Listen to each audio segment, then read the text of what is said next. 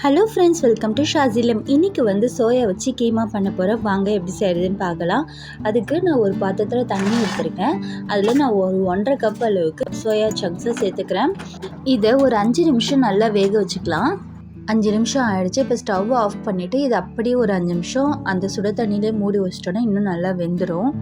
அடுத்து பார்த்திங்கன்னா ஒரு தவா எடுத்துக்கிறேன்.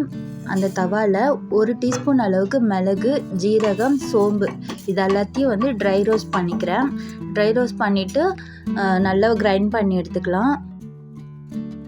இப்போது அதே தவாவில் ஒரு 3 டேபிள் ஸ்பூன் அளவுக்கு எண்ணெய் சேர்த்துக்கிறேன். சேர்த்துட்டு ஒரு 1/2 டீஸ்பூன் அளவுக்கு சோம்பு, ஒரு 3 காஞ்ச மிளகாய் சேர்த்து வதக்கிட்டு ஒரு 2 மீடியம் சைஸு வெங்காயத்தை பொடியாக நறுக்கி வச்சுருக்கேன். அதையும் சேர்த்துக்கலாம். சேர்த்துட்டு நல்லா வதக்கி எடுத்துக்கலாம்.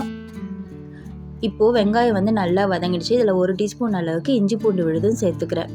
சேர்த்துட்டு நல்லா வதக்கிக்கலாம். இப்போது இதில் மசாலாலாம் சேர்க்க போகிறோம். 1/4 டீஸ்பூன் அளவுக்கு மஞ்சள்தூள், 1.5 டீஸ்பூன் அளவுக்கு மிளகாய்த்தூள், 1.5 டீஸ்பூன் அளவுக்கு தனியாத்தூள், 1/2 டீஸ்பூன் அளவுக்கு கரம் மசாலா, தேவையான அளவுக்கு உப்பு சேர்த்துட்டு ஒரு தடவை நல்லா கலந்து விட்டுட்டு நான் ஏற்கனவே 2 தக்காளி நல்லா பொடியாக நறுக்கி வச்சுருக்கேன். அதையும் சேர்த்துக்கிறேன். சேர்த்துட்டு நல்லா வதக்கிக்கலாம்.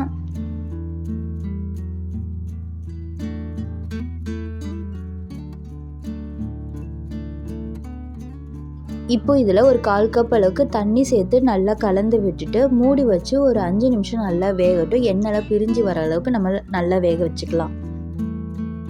இப்போது இந்த டைமில் நம்ம ஏற்கனவே வேக வச்சு எடுத்திருந்த சோயா சங்க்ஸை நல்லா புழிஞ்சிக்கலாம்.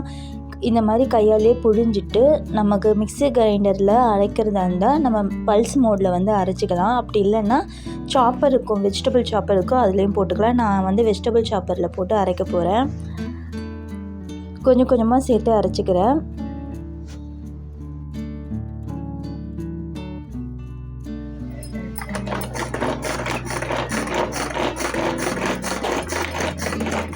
நான் இந்த அளவுக்கு பொடியாக நல்லா நறுக்கிட்டேன்.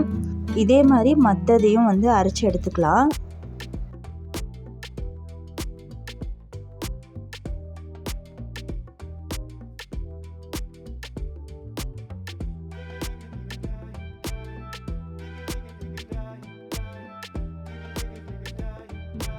இப்போது 5 நிமிஷம் ஆயிடுச்சு. எண்ணெய்லாம் நல்லா பிரிஞ்சு வந்திருக்கு.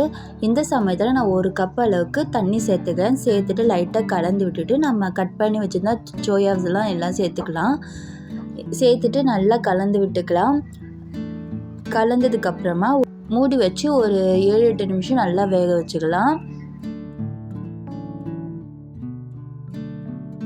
இப்போது 8 நிமிஷம் ஆகிடுச்சு. நல்லா வெந்திருக்கு. உங்களுக்கு இன்னும் கொஞ்சம் ட்ரையாக வேணும்னா இன்னும் ஒரு 3 நிமிஷம் நம்ம வேக வச்சு நல்லா ட்ரை ரோஸ்ட் மாதிரி கூட பண்ணலாம். இப்போது நம்ம ஆல்ரெடி மிளகு, ஜீரகம், சோம்புலாம் இடித்து வச்சுருந்தோம்ல, அதை அந்த பவுடர் சேர்த்துட்டு நல்லா கலந்து விட்டு 1 நிமிஷம் நல்லா வேக வச்சுக்கலாம்.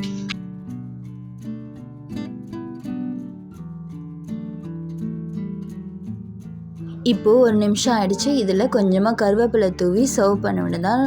ரொம்ப டேஸ்ட்டாக இருக்கும். ஒரு ப்ரோட்டீன் ரிச்சான சோயா கீமா. இது வெரைட்டி ரைஸுக்கு, சப்பாத்தி, தோசை, பூரி, இட்லிக்கு எல்லாத்துக்குமே அட்டகாசமான காம்பினேஷன். நீங்களும் ட்ரை பண்ணி பாருங்கள். என்னோடய வீடியோ பிடிச்சிருந்தா லைக் பண்ணுங்கள், ஷேர் பண்ணுங்கள் அண்ட் சப்ஸ்கிரைப் பண்ணிவிடுங்க.